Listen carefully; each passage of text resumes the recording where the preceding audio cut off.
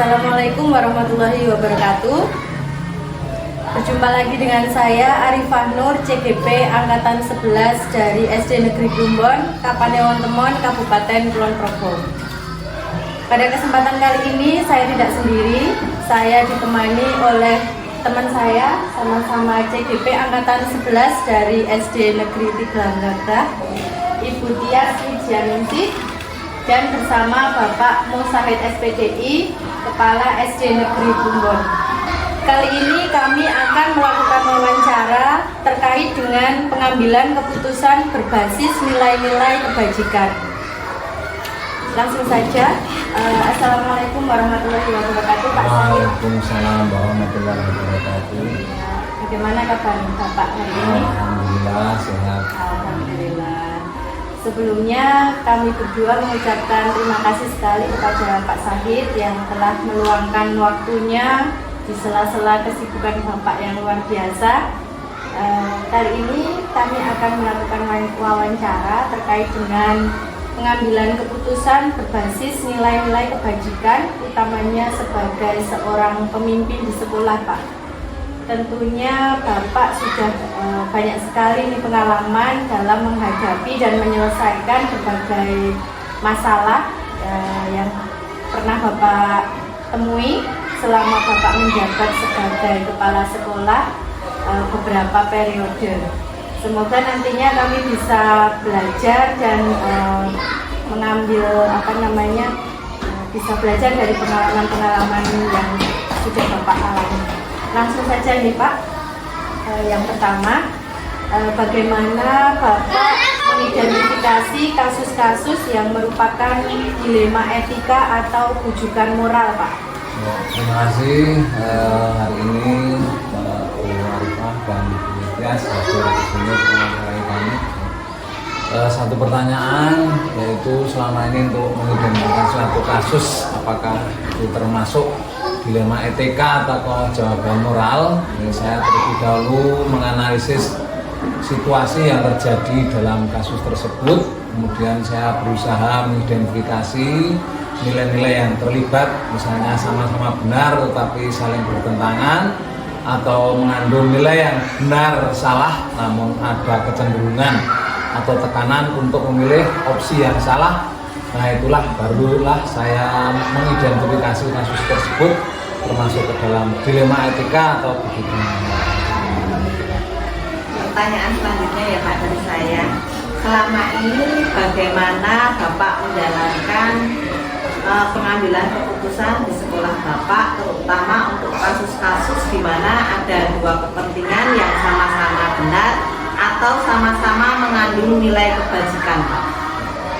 Ya, sebelum mengambil keputusan, terlebih dahulu saya akan mengumpulkan informasi berdasarkan data dan fakta yang relevan, kemudian mengajak para guru untuk melakukan diskusi untuk mengetahui apakah hal tersebut perspektif mereka tentang kasus yang terjadi. Selanjutnya saya juga selalu mempertimbangkan konsekuensi jangka panjangnya, apakah setiap keputusan yang akan saya ambil itu kemudian diperlukan juga kreativitas untuk mencari alternatif solusi yang sekiranya dapat mengkoordinir kedua kepentingan jika memungkinkan. Dan setelah mengambil keputusan, tak lupa saya juga berefleksi.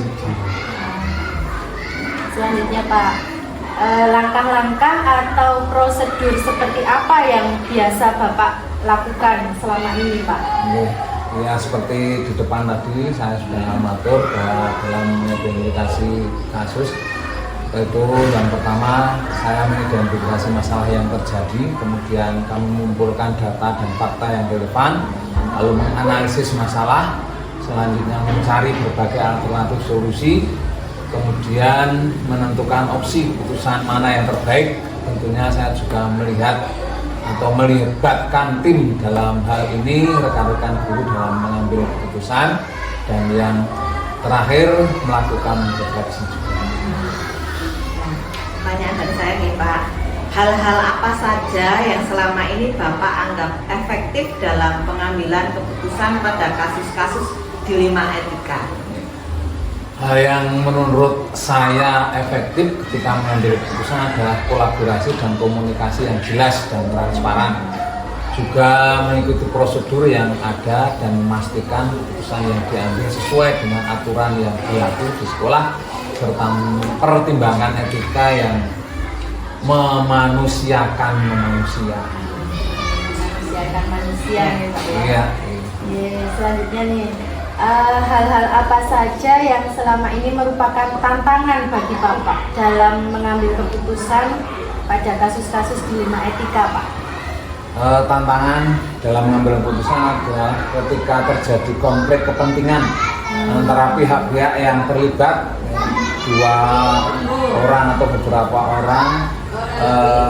Dalam kami mengambil keputusan, mereka terkadang sulit untuk membuat keputusan karena adanya dua kepentingan yang sama, misalnya salah benar atau baik buruk atau benar salah. Tapi itu harus kami lakukan keputusan tersebut, dan dua-duanya mengenai terhadap dua orang yang harus saya ambil keputusan. Apakah Bapak memiliki sebuah tata kala atau jadwal tertentu dalam sebuah penyelesaian kasus dilema etika? Apakah Bapak langsung menyelesaikan di tempat atau memiliki sebuah jadwal untuk menyelesaikannya? Bentuk atau prosedur seperti apa yang Bapak jalankan? Saya tidak punya jadwal tetap tentang itu, karena masalah datang juga tidak terjadwal. Masalah itu kadang-kadang datang begitu saja dan tidak terduga, tiba-tiba, tetapi saya selalu berusaha menyelesaikan secepat mungkin agar tidak berlarut-larut yang mungkin saja berdampak munculnya masalah baru.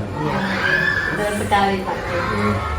Lalu adakah seseorang atau faktor-faktor apa yang selama ini mempermudah atau biasa membantu Bapak dalam pengambilan keputusan, Pak? Ada, yang jelas dukungan dan kekompakan tim dalam sekolah ini, rekan-rekan guru dan semua warga sekolah yang sangat membantu dan memudahkan saya dalam proses pengambilan keputusan tersebut.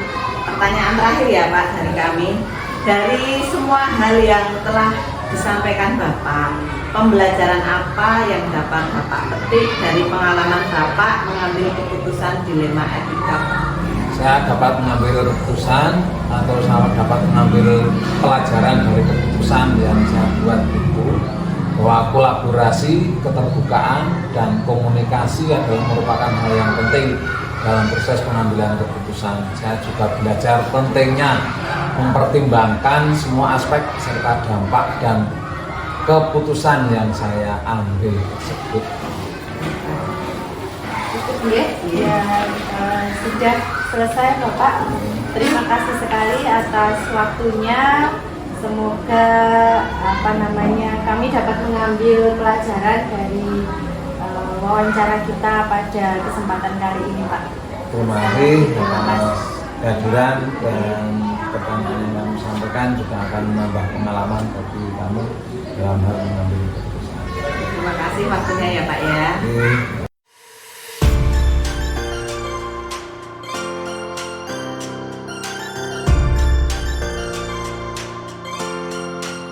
Assalamualaikum warahmatullahi wabarakatuh. Pada kesempatan kali ini kami CGP Angkatan 11 dari Kabupaten Kulon Progo, saya Tias Wijianingsih dari SD Negeri 3 Glaga, rekan saya Arifah Nur dari SD Negeri Plumbon, dan Ibu Kepala Sekolah Siti Rokanah dari SD Negeri 3 Glaga. Sebelumnya terima kasih Ibu sudah diberikan waktu untuk mewawancara Ibu terkait dengan pengambilan keputusan berbasis nilai-nilai kebajikan universal sebagai pemimpin. Kita mulai wawancara hari ini. Selama ini bagaimana Ibu dapat mengidentifikasi kasus-kasus yang merupakan dilema etika atau bujukan moral? Selama ini yang saya lakukan ya Bu ya, pertama yaitu mengidentifikasi situasi dilema etika atau bujukan moral dengan memperhatikan pertentangan nilai juga konsultasi dengan guru. Terus bagi saya yang paling penting yaitu dengan memperhatikan dampak keputusan itu kepada siswa. Jadi kebijakan itu kita pastikan bahwa kebijakan sekolah selaras dengan prinsip-prinsip etika. Selanjutnya Ya, saya oh ya, ya. bagaimana Ibu menjalankan pengambilan keputusan di sekolah Ibu, terutama untuk kasus-kasus di mana ada dua kepentingan yang sama-sama benar atau sama-sama mengandung nilai kebajikan, Ibu. Berarti ada dua kepentingan yang sama ya. Ya. Ya, jadi kita jelaskan dulu kasus di mana kalau ada dua kepentingan yang sama benar atau mengandung nilai kebajikan, saya cenderung mengutamakan kolaborasi dengan stakeholder atau pemangku kepentingan, contohnya warga sekolah seperti guru, staf, bahkan mungkin dengan orang tua dan komite. Nah, kita dengan musyawarah kita akan bisa mengambil suatu keputusan yang bijak. Nah, dalam diskusi ini kita akan bersama-sama menetapkan keputusan yang sesuai dengan prinsip-prinsip yang telah diterapkan serta dampak keputusan tersebut pada murid dan lingkungan sekolah. Kemudian putusan yang diambil secara demokratis dengan mendengarkan pandangan dari semua pihak yang terlibat. Pertanyaan dari saya Ya, ya. oke. Kemudian langkah-langkah atau prosedur seperti apa yang biasa Ibu lakukan selama ini, Bu? Pertama kita analisis dulu. Kasus tersebut. Kemudian mencari inti dari masalah itu, siapa yang terlibat di situ, dan nilai yang terkait di dalamnya. Kemudian kita akan melakukan diskusi lagi dengan guru-guru, staf, dengan pihak yang lain seperti tadi pemangku kepentingan tadi ya. Dalam diskusi kita akan mencari solusi yang sesuai dengan nilai etika dan kebajikan yang dianut di sekolah. Dan terakhir kita juga melakukan refleksi. Harus refleksi ya. Selanjutnya Ibu, hal-hal apa saja yang selama ini Ibu anggap efektif dalam pengambilan keputusan pada kasus-kasus dilema etika itu? Ya, menurut efektivitas dalam pengambilan keputusan yaitu kita tergantung kita pada komunikasi dan kolaborasi tersebut ya. Kalau kita berkolaborasi dan komunikasi yang kuat antara stakeholders tadi, nah ini siswa maksud saya berkolaborasi dengan stakeholder tadi, maka dengan kolaborasi tadi akan ada pendekatan yang nanti akan berhasil. Kemudian berdiskusi dengan stakeholder tadi akan menjadi suatu bisa dipertimbangkan dari sudut pandang yang beragam. Maka dengan sudut pandang yang beragam tadi akan mencapai suatu keputusan yang lebih baik. Terus saya ya, Bu ya. Hal-hal apa saja yang selama ini merupakan tantangan dalam pengambilan keputusan pada kasus-kasus dilema etika, Bu? Tantangannya apa ya? Tantangannya itu menyeimbangkan antara kebutuhan individu masing-masing ya dengan kepentingan sekolah. Karena mungkin saya punya individu, tapi juga sekolah punya kepentingan yang berbeda. Nah itu saya kesan situ untuk menyelaraskannya. Maka untuk tantangan tersebut kita harus memastikan bahwa setiap keputusan yang kita ambil itu harus untuk kebaikan bersama dan sesuai dengan nilai-nilai etika serta memastikan keputusan yang adil dan berimbang untuk semuanya. Selanjutnya Ibu, apakah Ibu memiliki jadwal tertentu untuk menyelesaikan kasus dilema etika, ataukah Ibu langsung menyelesaikan saat itu juga, atau memiliki sebuah jadwal untuk menyelesaikannya? Kemudian bentuk atau prosedur seperti apa yang Ibu jalankan? Kalau jadwal tidak ada ya, tidak ada jadwalnya karena kasus itu kan situasional ya, sewaktu-waktu ada ya. Jadi ini hari tidak ada, besok mungkin ada. Nah, untuk ada kasus ya segera diselesaikan sesuai dengan kebaikan kita semua. Kita harus berusaha menyelesaikan kasus tersebut sesuai dengan etika, dilema etika, maksud saya. Kemudian kasus tersebut segera mungkin diselesaikan, tetapi juga memastikan mengambil keputusan itu berjalan dengan baik. Jadi setiap ada kasus segera diselesaikan, jangan ditunda-tunda. Jadi anak tahu kasus ini seperti harus diselesaikan, harus selesai harus hari itu juga pas selesai, supaya nanti tidak menyimpan suatu kasus seperti itu. Tidak menumpuk-numpuk kasus. Adakah seseorang atau faktor-faktor apa yang selama ini mempermudah atau membantu Ibu dalam pengambilan keputusan dalam kasus-kasus dilema etika?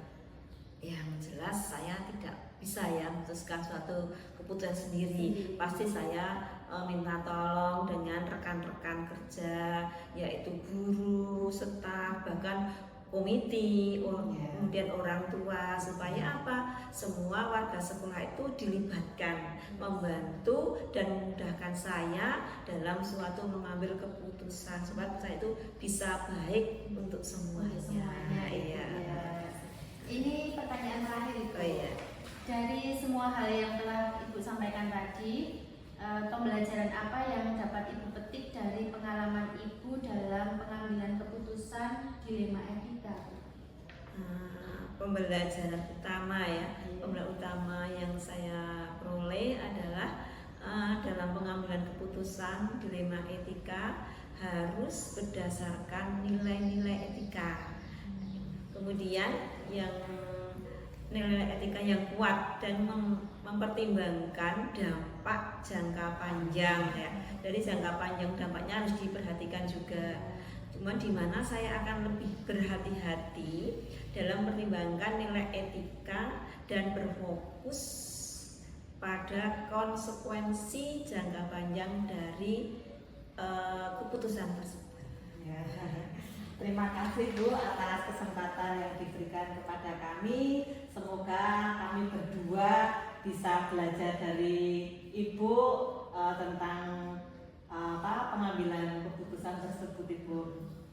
Sebelum kami akhiri wawancara kali ini, saya berdua mohon maaf yang sebesar-besarnya apabila dalam wawancara ini kami berdua ada tutur kata yang kurang berkenan di hati Ibu. Saya mohon maaf yang sebesar-besarnya. Sekali lagi saya ucapkan terima kasih Bu. Sama-sama untuk Ibu berdua ya. Apa yang saya bantu, dan saya juga mendoakan semoga Ibu nanti dalam mengambil keputusan juga memperhatikan dari etika.